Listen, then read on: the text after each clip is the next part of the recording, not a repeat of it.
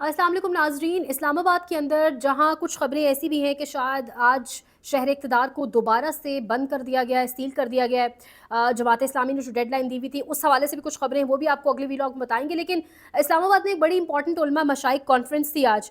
اس conference کے بعد اس وقت ایک ٹویٹر کا کیا ماحول بنا ہوا ہے، اس کانفرنس کے اندر شہباز شریف نے کیا گفتگو کی جس کے بعد وہ ریاکشن ختم نہیں ہو رہا. اس سے پہلے حامد میر کے حوالے سے خبر ہے. حامد میر نے جی ایک آج کل آپ کو پتہ ہے ایک معافی کا سیزن چل رہا ہے. کچھ لوگ معافی منگوانے کے لیے شدید بےتاب دکھائی دے رہے ہیں، بہت انتظار میں کہ کب عمران خان کی جانب سے معافی آ جائے. چلو مشروط نہیں، غیر مشروط ہی معافی مانگ لیں، بس معافی ہونی چاہیے. مشروط مانگ لیں، اگر غیر مشروط نہیں ہے، غیر مشروط نہیں ہے، یعنی ایک معافی کا ماحول بنایا ہوا ہے. ایک سیزن ہے معافی کا، جیسے پریس کانفرنسز کا ایک سیزن تھا اس سے قبل. اچھا، اب وہ جو معافی کا ایک سیزن چل رہا تھا نا، حامد میر صاحب نے بھی اس میں اپنا حصہ ڈالا ہے. حامد میر صاحب نے باقاعدہ طور پہ، باضابطہ طور پہ معافی مانگی ہے جی. اور وہ کہہ رہے ہیں کہ میں معافی مانگنا چاہتا ہوں. جب نواز شریف صاحب کی طبیعت ناساز تھی، طبیعت خراب تھی اور وہ ملک چھوڑ کے گئے، جب ان کی حکومت پاناما اینڈ ایوری تھنگ، وہ جو سب کچھ ہوا، وہ کہہ رہے ہیں جب وہ گئے ملک سے باہر ایک سٹامپ پیپر کے اوپر، جب عمران خان کی حکومت تھی، اس وقت مجھے لگ رہا تھا کہ نواز شریف کو واقعتاً جانا چاہیے کیونکہ وہ واقعی میں بیمار ہیں. اور وہ کہتے ہیں کہ میں اس ٹائم ہوپ سے زیادہ لگا بیٹھا تھا، امیدیں زیادہ لگا بیٹھا تھا، اور مجھے ایسا لگ رہا تھا کہ نواز شریف اب کی بار جو نواز شریف ہے وہ پرانا والا نواز شریف نہیں ہے. اب کی بار جب نواز شریف آئے گا تو وہ بدلا ہوا ایک مختلف، ایک نظریاتی نواز شریف ہوگا. لیکن وہ کہہ رہے ہیں کہ میں باضابطہ طور پر اس بات پر اب معافی مانگتا ہوں، معافی مانگنا چاہتا ہوں کہ میں نے نواز شریف کو یا نواز شریف کے حوالے سے ایسا سمجھا کہ واقعتاً ووٹ کو عزت دو یا واقعتاً وہ کسی نظریے پر کھڑے ہیں. تو معافی کے سیزن کے اندر حامد میر صاحب نے اپنا حصہ تو ڈال دیا ہے، لیکن وہ کہتے ہیں نا دیر آئد درست آئد. اس کو اس طرح لیا جائے یا اس طرح لیا جائے کہ بھولا، جو کہتے ہیں کہ گھر دیر سے آئے تو اس کو بھولا نہیں کہتے، اس کو کچھ اور کہتے ہیں، اس طرح سے لیا جائے. یا شاید حامد میر صاحب ایک سینئر ترین صحافی، پاکستان کی صحافت کو نو ڈاؤٹ بڑا لمبا ٹائم دیا انہوں نے، ایک سینئر صحافی ہوتے ہوئے واقعتاً شاید عوام کی نبض یا عوام کا موڈ دیکھ چکے ہیں، یا واقعتاً دیکھ چکے ہیں، یا واقعی نواز شریف کی نیت انہیں اب سمجھ آئی. ایسا تو نہیں ہو سکتا، بڑا پرانا بڑا لمبا واسطہ ہے ان کا ان سیاست دانوں سے، کور کرتے کرتے اس تمام تر سچویشن کو، اس عمر کو وہ پہنچ چکے ہیں.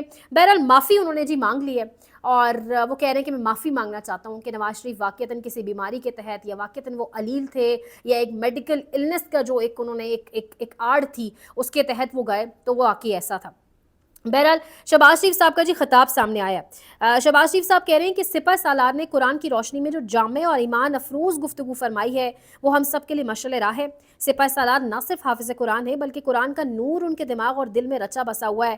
آرمی چیف کی اتنی زبردست تقریر کے بعد میرے پاس کہنے کو الفاظ نہیں ہیں. یہ شہباز شریف صاحب نے آج علماء و مشائخ کونسل کانفرنس تھی ایک، جس کے اندر انہوں نے خطاب کیا. یعنی کانفرنس کے مقاصد کچھ اور تھے، لیکن شہباز شریف کی تقریر صرف چاپلوسی کے گرد گھوم رہی تھی، اور انہوں نے ڈھیر دل بھر کے، دل و جان سے جو ہے انہوں نے تعریفیں کی آرمی چیف صاحب کی، انہوں نے گفتگو کی اس بات کے اوپر، ان کے خطاب کے اوپر بھی انہوں نے بات چیت کی. لیکن اس سے بڑھ کر اس کانفرنس کے اندر ایک اور بڑی دلچسپ بات تھی. دلچسپ پہلو یہ تھا کہ فرنٹ لائن کے اوپر وہ جو شف پیر ہے، ایک جعلی پیر جس کو اقرار الحسن نے بڑا بری طرح ایکسپوز کیا. جعلی پیروں کی کیا اوقات ہے ہم پرسنلی بھی جانتے ہیں، انہوں اس کے علاوہ بھی ایکسپوز ہو چکے.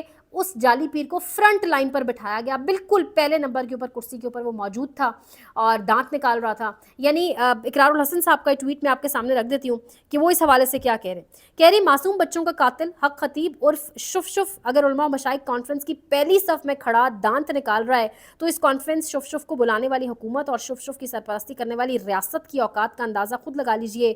میں پہلے دن سے کہہ رہا ہوں کہ شف ان کا آدمی ہے.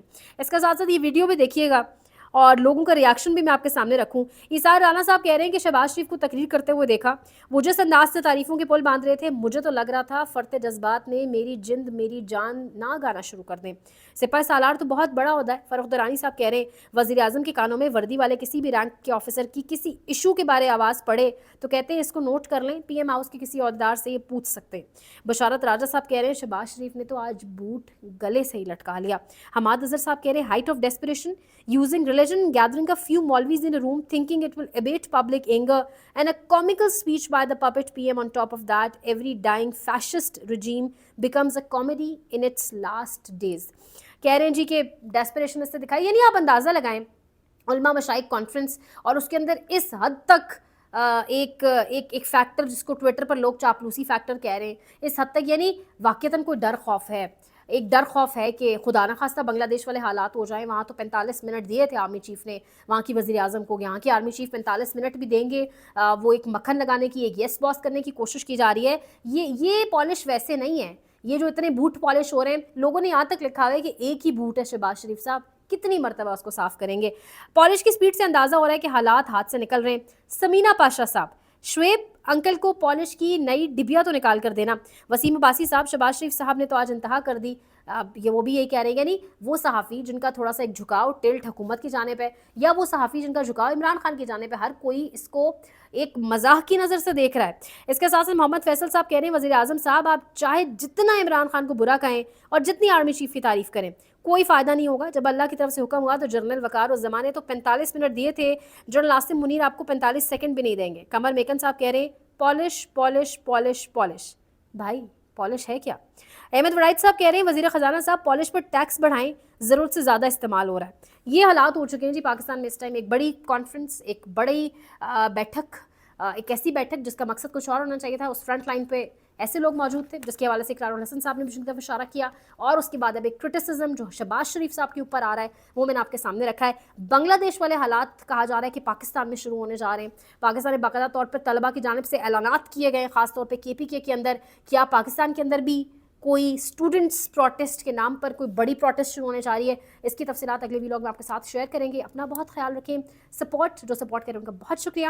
لائک شیئر سبسکرائب, اس کے علاوہ سیاست.pk پر بھی آپ مجھے دیکھ سکتے ہیں. خیال رکھیے. اللہ نے کی بات.